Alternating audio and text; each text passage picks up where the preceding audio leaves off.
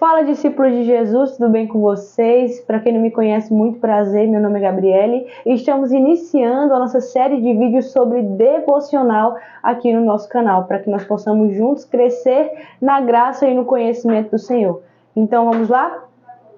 Bíblia, papel, bloquinho de notas, caneta na mão. Bíblia, papel, caneta na mão.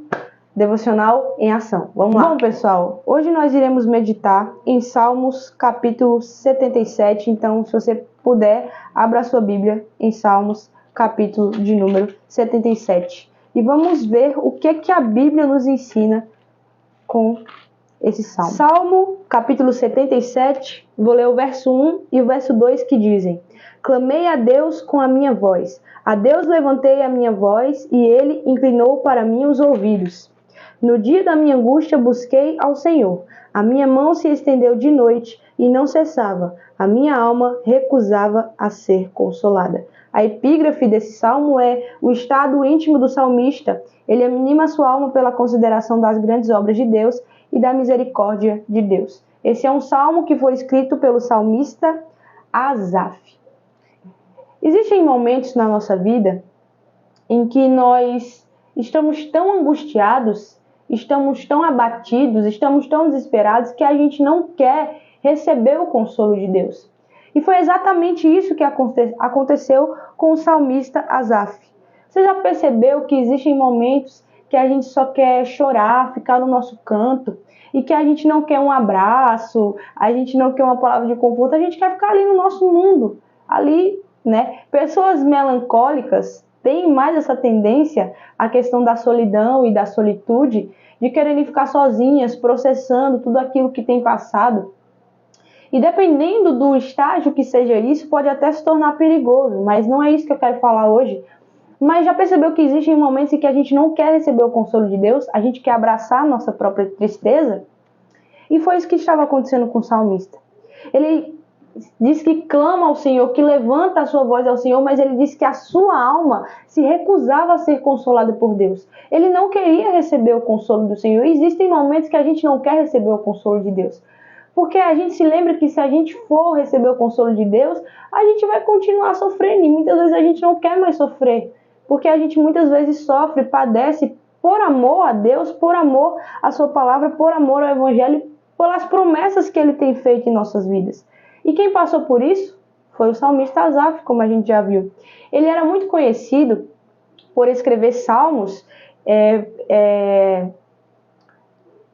era muito conhecido por escrever salmos direcionados à nação de Israel. Só que no Salmo de número capítulo 77, que é o que nós estamos meditando, não é relatado o motivo dessa tristeza. Certamente, talvez seja algo relacionado à nação de Israel, mas o Salmo não revela para a gente, o salmista não revela para a gente esse problema. E talvez isso seja algo bom. Porque se o salmista revelasse que era especificamente sobre, né, a nação ou alguma angústia que ele estava passando, a gente ia se apropriar só daquilo. Exemplo, o salmista estaria sofrendo por uma doença. Então, se você lesse esse salmo e você estivesse passando por um desemprego, você não ia trazer esse salmo para a sua vida, porque o salmo fala sobre doença e não sobre desemprego, entende? Mas o que a gente pode aprender realmente com os Salmos, capítulo de número 77. A gente pode aprender sobre o consolo de Deus. Quando a gente lê o verso 1 até o verso 9, o salmista ele relata o seu estado de angústia e ele indaga a si mesmo a respeito de Deus. Ele, no verso 7 até o verso 9, ele faz perguntas como: rejeitará o Senhor para sempre e não se tornará favorável? Cessou para sempre a sua benignidade? Ele pergunta se para sempre cessou a benignidade de Deus. Acabou-se já a promessa que veio de geração em geração? Muitas vezes a gente não se pergunta: será que as promessas que Deus me fez, que seguiriam sobre toda a minha geração, minha posteridade, elas caíram por terra? Será que esse Deus tão bom, a sua benignidade, a sua bondade acabou? E é isso que acontece com o salmista. Ele começa a se indagar, e muitas vezes é o que a gente faz. A gente em oração, a gente indaga, a gente faz perguntas. Deus, cadê o Senhor? Deus, o que está acontecendo com a situação? O que é isso que está acontecendo? Eu não entendo o que eu estou passando. E é exatamente o que o salmista faz do verso 1 até o verso 9. Mas é lindo que a partir do verso 10, ao verso 15, ele se lembra, ele traz à memória aquilo que Deus fez, o que diz na palavra de Deus, né? Trazer à memória aquilo que nos traz esperança. E ele disse no verso 10, e eu disse, isto é enfermidade minha, e logo lembrei-me dos anos da destra do Altíssimo. Lembrar-me-ei, pois, das obras do Senhor, certamente que me lembrarei das tuas maravilhas da antiguidade. Meditarei também em todas as tuas obras e falarei dos teus feitos. No final do verso 3 ele diz que Deus é tão grande como nosso Deus. Tu és o Deus que faz maravilhas. Tu fizeste notória a tua força entre os povos. Ele fala sobre o braço de Deus. Ele vai prosseguindo até o final do verso. Até o verso 20. Não, até o verso 15, perdão.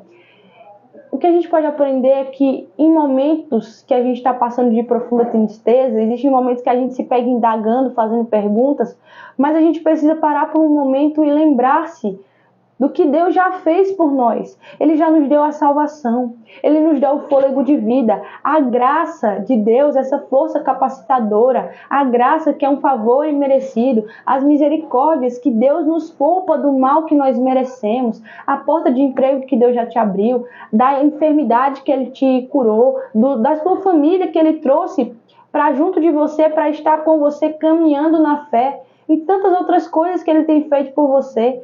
Seja uma coisa mínima, como Deus me abençoar para comprar essa lapela, ou ter esse estúdio bacana, essa ring light para poder gravar. Será que cessaram realmente as promessas de Deus? Será que a bondade dele caiu por terra? Não, porque não há um Deus tão grande como o nosso Deus. E do verso 16 ao verso 20, ele relata algo que aconteceu, a abertura do Mar Vermelho. Então, será que você não pode relatar nesse momento um milagre que Deus fez na sua vida? Se você se sentir à vontade, quiser compartilhar aqui nos comentários algo que Deus fez na sua vida, algo que Deus te fez lembrar durante esse vídeo, algo que Ele já fez pela sua vida. Será que nós juntos não podemos compartilhar do que Deus já tem feito por nós? Como é que nós podemos vencer esses dias e aceitar o consolo de Deus? A gente precisa ser sincero. A gente precisa se quebrantar na presença de Deus. Ah, mas eu estou triste, eu não estou sentindo o consolo de Deus. Seja sincero. Um coração quebrantado e contrito, Deus não rejeita.